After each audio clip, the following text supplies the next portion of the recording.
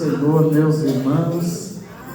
Que alegria nós estarmos juntos nessa terça-feira fria, mas de corações quentes, não é isso? Para adorar o Senhor, para buscar a sua face, para aprender a sua palavra e aplicar os seus ensinamentos para a nossa vida diária. É o que nós mais precisamos no nosso dia a dia, da palavra de Deus.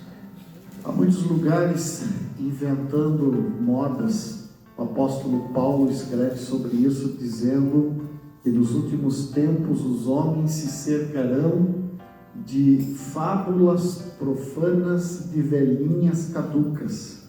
Eu gosto dessa expressão que Paulo usa, porque ele está ironizando algumas teorias criadas, teorias mirabolantes acerca da verdade da palavra de Deus. E por isso é tão necessário nós nos atermos à simplicidade. Aliás, esse mesmo Paulo, ao escrever sua carta, a segunda carta aos Coríntios, ele diz: eu temo que a serpente vos engane, vos afastando da simplicidade do Evangelho de Cristo.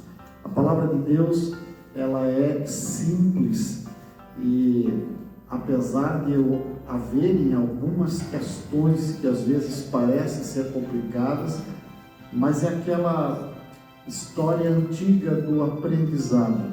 Uma vez que aprendemos, nunca mais esquecemos. É como andar de bicicleta. Quem aprendeu uma vez, não esquece nunca mais. Isso é fato. E assim também é a palavra de Deus. Por isso a necessidade de nós mergulharmos cada dia mais no conhecimento da palavra de Deus. Muito bem. Você tem a sua Bíblia aberta com você. E se você tem aí no celular também, abra. Nós estamos estudando o livro dos Salmos, um a um, cada terça-feira, cada encontro. E nessa terça-feira vamos dar uma olhada no Salmo 24, que é intitulado como a vinda do Rei da Glória. Naturalmente eu não vou ler agora os versos, mas você vai ficar com ela aberta aí, porque eu vou ler à medida que se desenvolver essa minha fala. Então fique com ela aberta, porque nós vamos ler um pouquinho cada porção, ok? Esse salmo, ele tem sido chamado de um salmo litúrgico. O que é salmo litúrgico? É um cântico que obrigatoriamente era entoado nos encontros de adoração dos judeus no templo. Por isso ele celebra especificamente a entrada no santuário. A gente vai entender isso por quê? Porque é bem possível que os levitas se postassem no portão e ficassem lá cantando em coro enquanto o povo estava entrando para vir à adoração. Aliás, eu fiz uma anotação aqui que há um total de 11 salmos litúrgicos, salmos que eram entoados obrigatoriamente nos cultos oficiais. Que é esse Salmo 24? É o Salmo 50, o Salmo 68, o 95, o Salmo 108, o 115, o 121, o 132 e o 134. Então você percebe que dos 150 salmos que nós temos na nossa Bíblia, 11 eram especificamente entoados nas grandes cerimônias, dos grandes encontros, dos grandes cultos, né? E é interessante observar que esse Salmo 24, ele faz coro, faz parceria com o Salmo 23, porque ele nos lembra e nos remete a exaltar o Senhor como Criador e como Rei. Então, ele é muito parecido porque o pastoreio do Salmo 23 e a soberania do Salmo 24 estão tão entrelaçados na vida do adorador que fica muito difícil você separar um do outro, porque o pastor que nos sustenta é o mesmo soberano que nos protege. E é isso que o Salmo 23 e o Salmo 24 vão nos ensinar. Afinal de contas, a experiência do pastoreio que a ovelha adquire quando está sob os cuidados do Senhor, acaba levando-a à aceitação jubilosa do Deus que é soberano.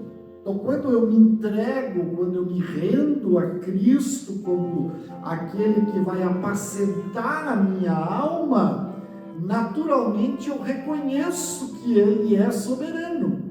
Não é isso que Jesus estava dizendo? A quem servis, dele vos tornaste escravo. Então, se servimos ao pecado com os nossos membros, com o nosso corpo, nos tornamos escravos do pecado. Mas quando você e eu nos permitimos ser apacentados por Cristo, através da sua doce palavra, naturalmente nós reconhecemos a soberania de Deus.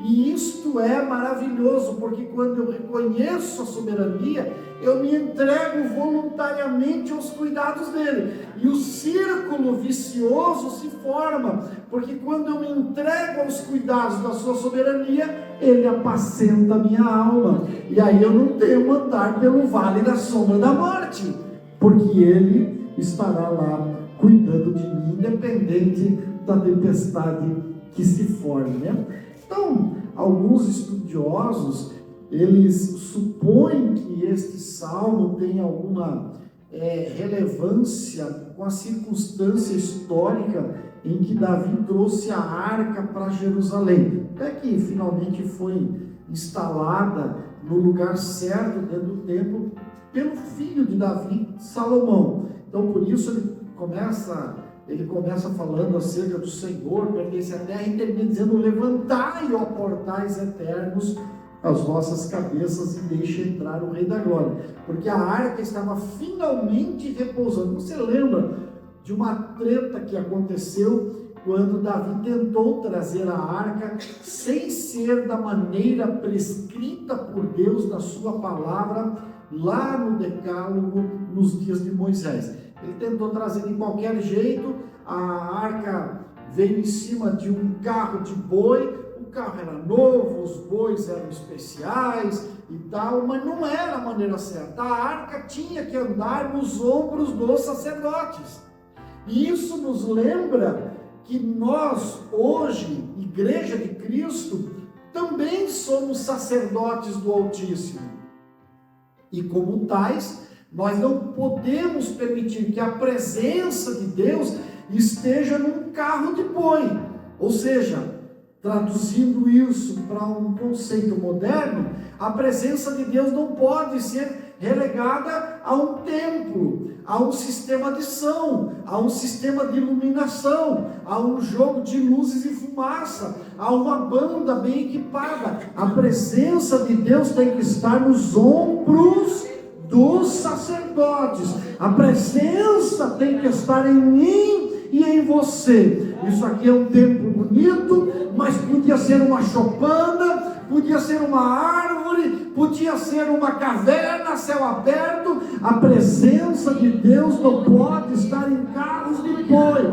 A presença tem que estar em cima dos sacerdotes de Deus, da igreja de Jesus Cristo. Porque se a presença não estiver aqui, ela não está em lugar nenhum. Ainda que a Bíblia diga que a presença de Deus enche a terra e os céus, o objetivo da presença viva é estar dentro das suas criaturas, que somos nós. Aleluia, glória a Deus. Então, deu aquela treta, o carro de boi passou em cima de alguma pedra, de alguma irregularidade da estrada. Uzá foi tentar segurar a arca que ia cair, e aí Uzá foi morto porque tocou na arca sem ter poder, sem ter capacidade, sem ter direitos, sem ter ordem para fazê-lo.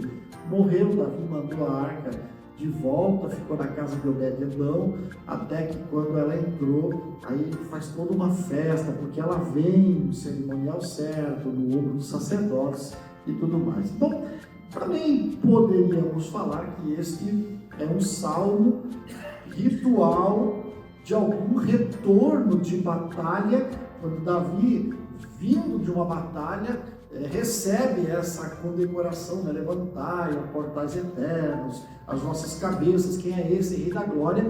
Um salmo que atribui as muitas batalhas de Davi, que foi paulatinamente construindo o Império de Israel naqueles dias e entregou de mão beijada para o seu filho Salomão governar em paz sem ter inimigos à vista.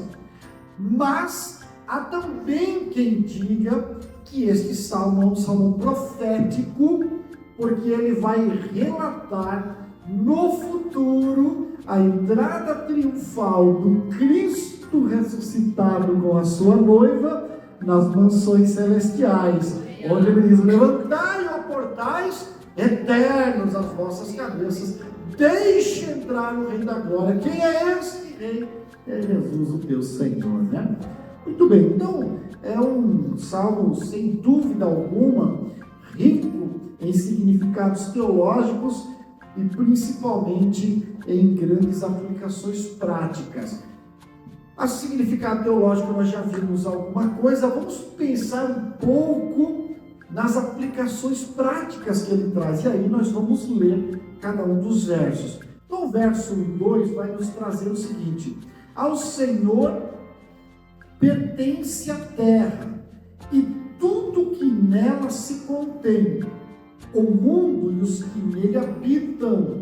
Fundou-se ele, ou fundou-a ele, sobre os mares e sobre as correntes a estabeleceu. Os primeiros dois versos vão nos lembrar que Deus é soberano, tudo pertence ao Senhor, a criação é dele. Portanto, quando ele nos lembra nesses primeiros dois versos a soberania de Deus, é como se o Espírito de Deus perguntasse na noite de hoje para nós que aqui estamos e para aqueles que em qualquer horário, em qualquer dia nos acompanham pela internet. É como se o Senhor perguntasse: quem é o soberano da tua vida? Quem governa a tua história? E há muitas respostas que poderiam ser dadas. No nosso conceito exterior religioso, todos nós diremos: não, Deus é o Senhor da minha vida. Mas será que é? Será que Deus verdadeiramente é aquele a quem tudo pertence? Porque começa dizendo: ao Senhor pertence a terra. Eu tenho uma escritura pública, pago IPTU e sou dono de um lote. Então eu sou dono dessa terra. Sou mesmo. Se você parar para pensar, você não é dono de nada. Por mais que você tenha uma escritura pública, se passar alguns anos sem pagar imposto predial e territorial urbano, a prefeitura entra com o processo e tira a sua casa. E há daqueles que digam: não, mas é a única casinha, a lei protege. Olha, nós caminhamos para um momento que, se der bobeira e a prefeitura precisar, ela te tira da casa também. Joga na dívida ativa, te empenha e te arrebenta. Então nós não temos nada aqui. É fato que o carro que eu tenho, se eu não pagar o imposto, a polícia toma e joga no sinastro, não é? A roupa que eu tenho, se eu não tomar cuidado, a traça come e vai-se embora. O ouro que eu não tenho, mas se eu tivesse, tirando a aliança, se eu tivesse o ouro empenhado, guardado, Se eu não tomar cuidado, o ladrão leva e eu perco tudo. Então nós, seres humanos, mortais, falíveis e passageiros, se pararmos para pensar, não temos nada. Eu tinha 2 filhos, um foi embora, uma ficou, daqui a pouco essa também vai, e eu fico sozinho, sem filho. E graças a Deus, a esposa não foi embora também. Né? Nós não temos nada nessa vida, irmãos. Você já parou para pensar que nós não temos nada? E o que temos vai embora no máximo de tempo. Olha agora a situação que vivenciamos no nosso estado vizinho. Quantas famílias que tinham suas casas, com suas pratarias, com suas louças, passada de geração a geração, que nunca sofreram uma enchente, que nunca sofreram um roubo, mas veio uma calamidade, lugares onde o rio subiu 35 metros, quando baixou não tinha mais casa, não tinha mais nada, se perdeu tudo. Pastor, por que você diz isso? Para me lembrar que nessa vida tudo é passageiro, mas infelizmente, quando falamos em soberania da nossa alma, às vezes, sem querer, nós tiramos Deus do centro da nossa existência, Ele deixa de ser soberano da nossa alma e entronizamos coisas que passam. Quantas pessoas, quantas que deixaram a Cristo? Eu me lembro, eu tinha 10 anos de idade, junto com a minha mãe, ela está me assistindo, ela sabe disso, ela lembra. Nós fomos a uma cruzada evangelística e aceitamos a Jesus como Salvador. Tão felizes, eu voltei flutuando, eu tinha 10 anos, mas senti o perdão de todos os meus pecados, eu senti alegria na minha alma.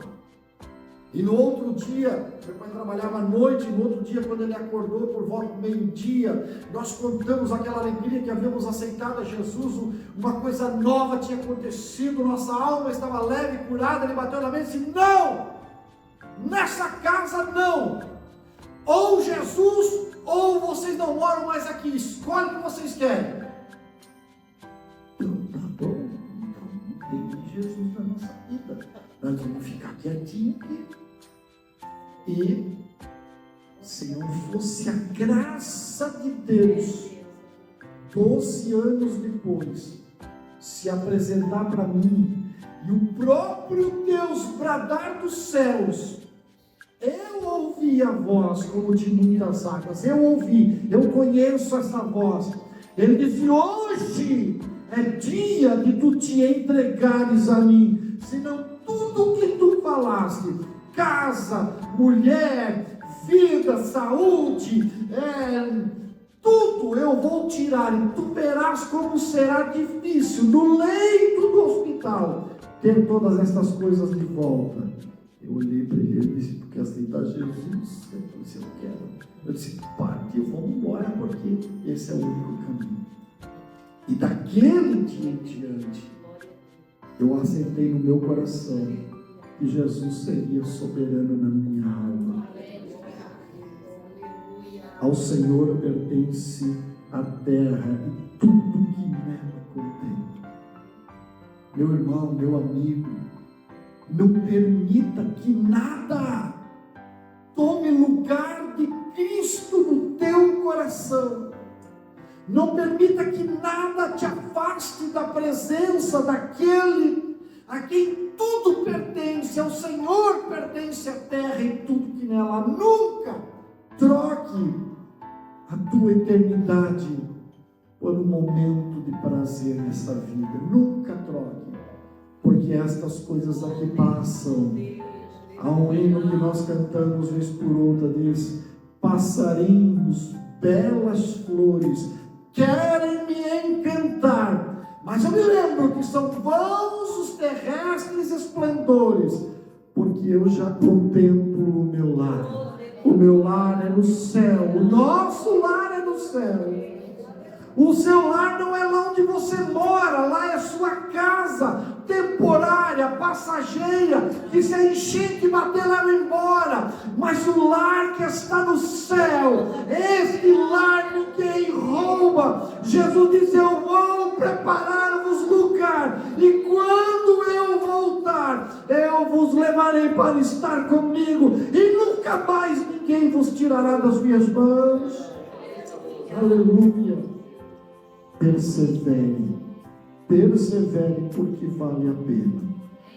E o verso 3, ele escreve: quem subirá ao monte do Senhor? Quem há de permanecer no seu santo lugar? Aqui começa a ficar estreito para quem quer morar no céu. Já entendemos, Deus é soberano, quero morar no céu, estou me preparando para ir lá.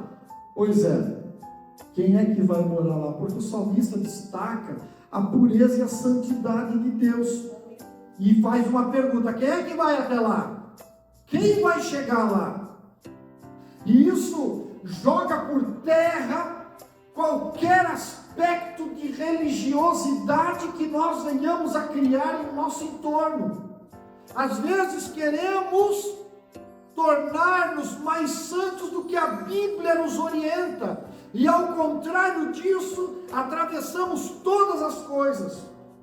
O que nós tínhamos para alcançar no quesito santidade, Jesus nos deu na cruz do Calvário. Jesus morreu pelos meus e pelos teus pecados também.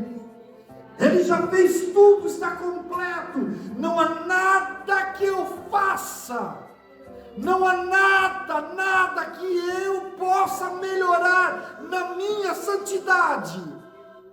Eu não vou mais usar blusa vermelha, porque isso vai me tornar mais santo. Isso não me torna mais santo. Eu não vou mais raspar a barba e não vou mais cortar o cabelo. Isso não te torna mais santo. Eu vou virar vegano e não vou mais comer carne vermelha. Isso não te torna mais santo. Eu vou tirar todos os aparelhos eletrônicos da minha frente e não vou assistir mais nada que o mundo apresenta. Isso não te torna mais santo. Agora, o que te torna santo é quando você mergulha na palavra de Deus, quando você absorve as verdades das Escrituras e permite que o seu coração se torne novo, que a sua alma se torne nova, que as suas atitudes sejam novas, que as suas palavras sejam de amor e diferentes, que a sua vontade seja uma vontade apontada para o céu e desejosa de levar outros, de maneira que a sua misericórdia se aplique àqueles que são mais fracos do que você olhe para o outro com um olhar terno e deseje salvar a todos, querendo o bem de todos, independente de quem seja, porque eu tenho dito reiteradamente neste lugar: nunca foi e nunca será entre você e o outro, é entre você e Deus, e quando você deseja o bem ao outro, mesmo que o outro te odeie, te pise, te machuque, é entre você e Deus. Você está crescendo no quesito santidade e está respondendo a pergunta: quem vai poder morar no céu? É quem for parecido com Jesus. É fácil ser parecido com Jesus?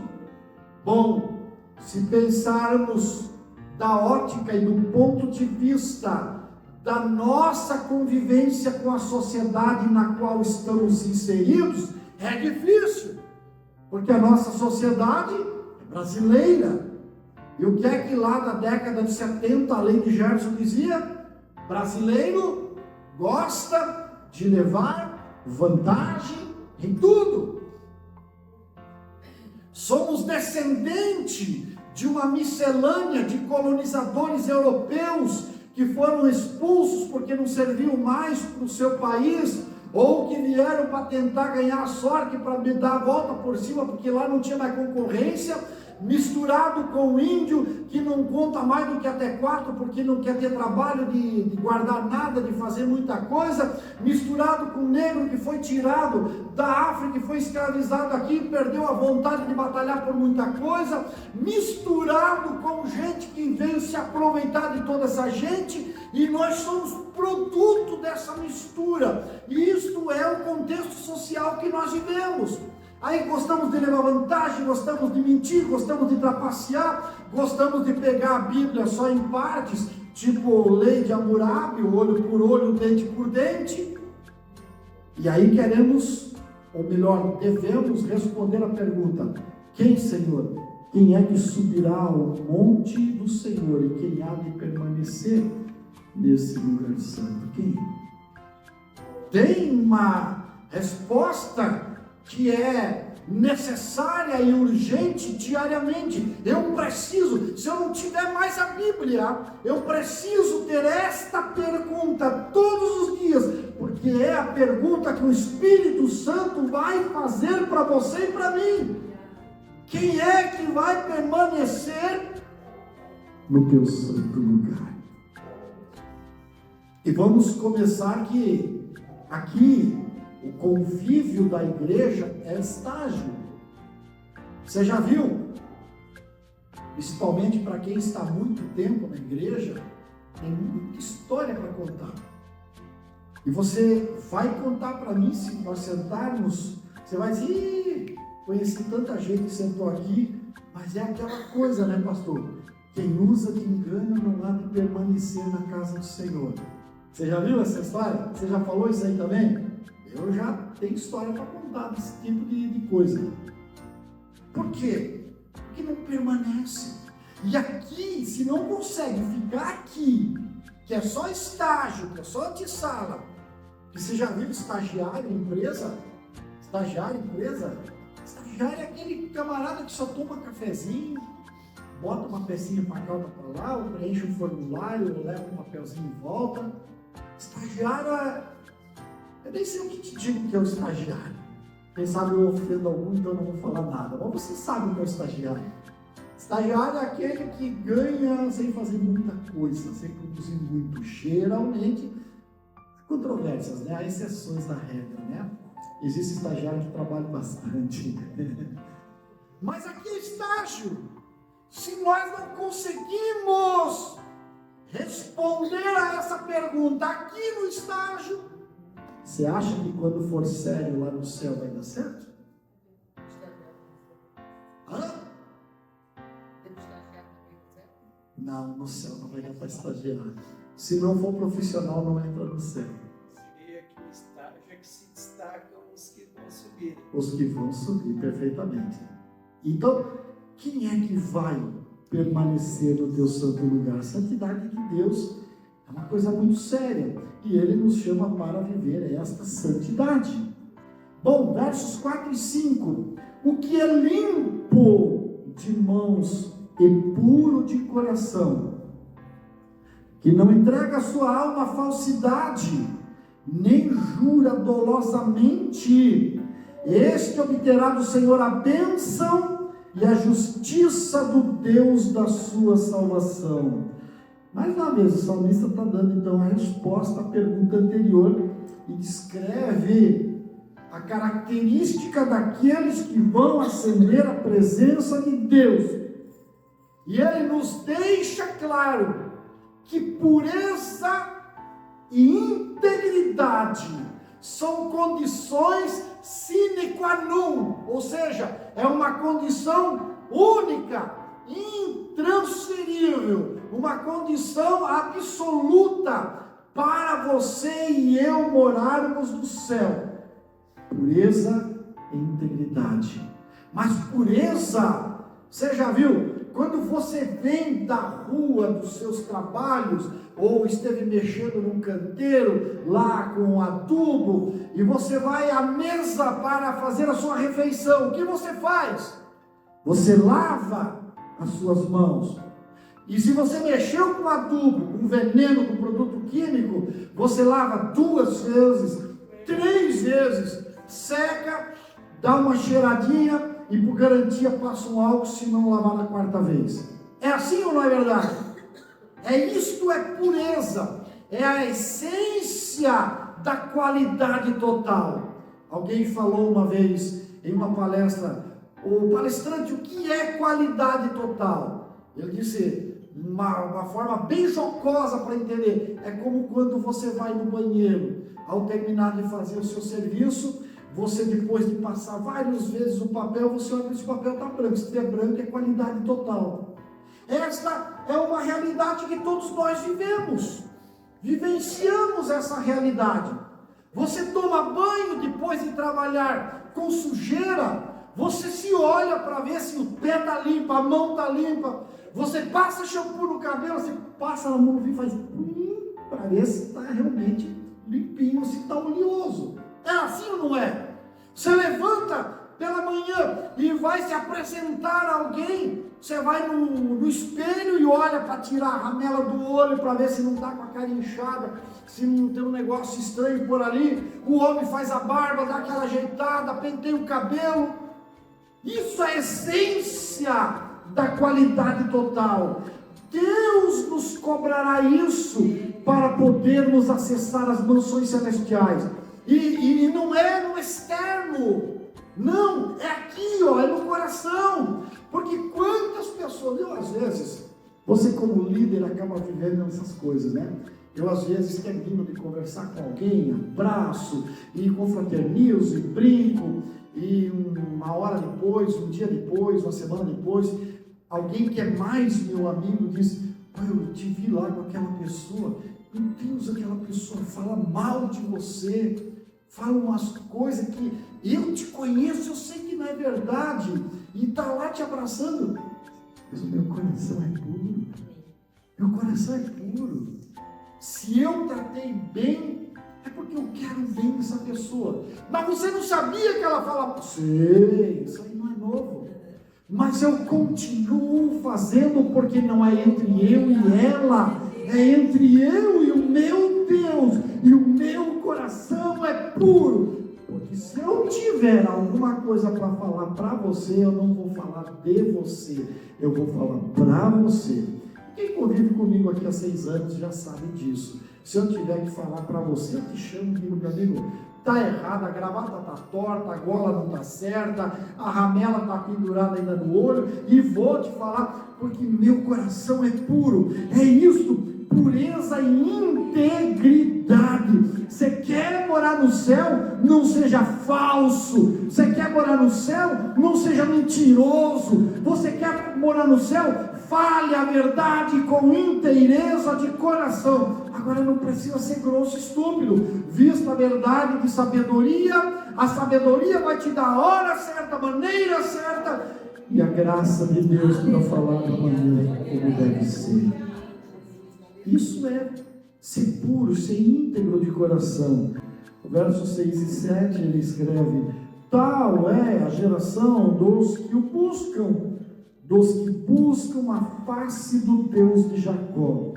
Levantai, ó portas, as vossas cabeças, levantai-vos, ó portais eternos, para que entre o Rei da Glória. Olha o que o salmista está nos lembrando aqui, que o Rei da Glória vem, é para as portas, os portais eternos, ficar esperto, o Rei vai chegar. E há uma ênfase aqui na importância de buscar a face de Deus. Sabe? Quando nós buscamos ao Senhor diariamente em nossas vidas, vez por outra somos surpreendidos por Ele. Porque você se prepara. Deus, eu preciso hoje que tu entre aqui e fale comigo. E aí você arruma a mesa do jantar e tal, e você acha que vai dar para Deus alguma coisa. Põe a banda de música, põe flores, chama a irmã Eliane para fazer os enfeites, os arranjos, e fica aqui na expectativa, olhando para a porta. Deus vai chegar. Só que Ele é Deus. Ele não vem na hora que você acha que Ele deveria vir. Ele entra por onde não tem porta, porque Ele faz uma porta. É Ele quem prepara uma mesa diante de mim, na presença dos meus adversários. A minha mesa não tem valor, a minha santidade, a minha justiça, a minha religião não tem valor. O que tem valor é a mesa que Ele prepara. Ele me prega um baita de um susto, me deixa uma bênção e vai embora. Por isso é que o salmista diz: levantai as vossas cabeças, ó portais eternos. Fique esperto, porque o Rei da Glória vai chegar. O Rei da Glória vai bater na tua porta. Aleluia. Vai te pregar uma peça, vai te deixar a bênção. Ou talvez vá te recolher, esteja preparado para isso. Você não sabe o dia e a hora, você não sabe quando. Eu e você não sabemos nada, mas uma coisa nós temos certeza: levanta a tua cabeça, ó porta eterna, porque o Rei da Glória vai entrar a qualquer momento na tua história. Aleluia. E ele termina os versos 8 a 10. Quem é o Rei da Glória? Pergunta. O Senhor forte e poderoso, o Senhor poderoso nas batalhas. Levantai, ó portas, as vossas cabeças, levantai-vos, ó portais eternos, para que entre o Rei da Glória. Quem é este Rei da Glória? O Senhor dos exércitos. Ele é o Rei da Glória.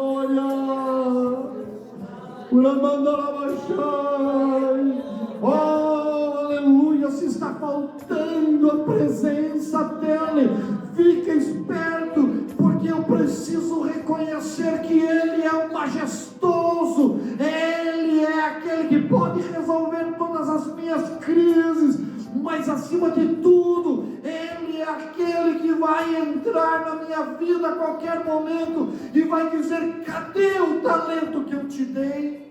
Cadê a expertise para fazer a minha obra que eu te emprestei? Cadê as ferramentas que eu pus nas tuas mãos? Levantai e reconhecei, porque o Rei da Glória está às portas.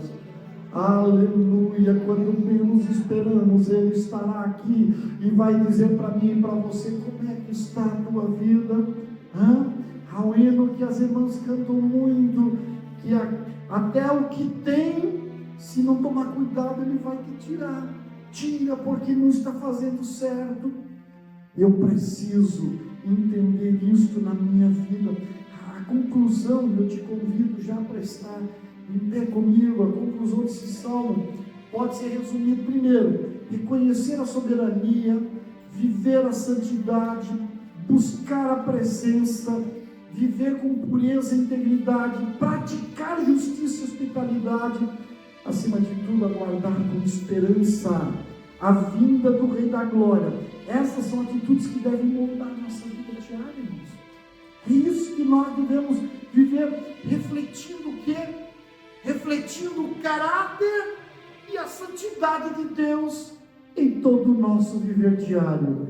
Se vivemos assim, podemos levantar as mãos nesta noite e dizer: obrigado, Senhor, porque eu estou preparado para a tua volta. Mas se não vivemos bem assim, então dá tempo para dobrar os joelhos e dizer: misericórdia de mim. Vamos orar nesta noite, buscar a face do nosso Deus, porque Ele é majestoso, mas também é misericordioso em nos perdoar e nos abençoar. Deus te abençoe.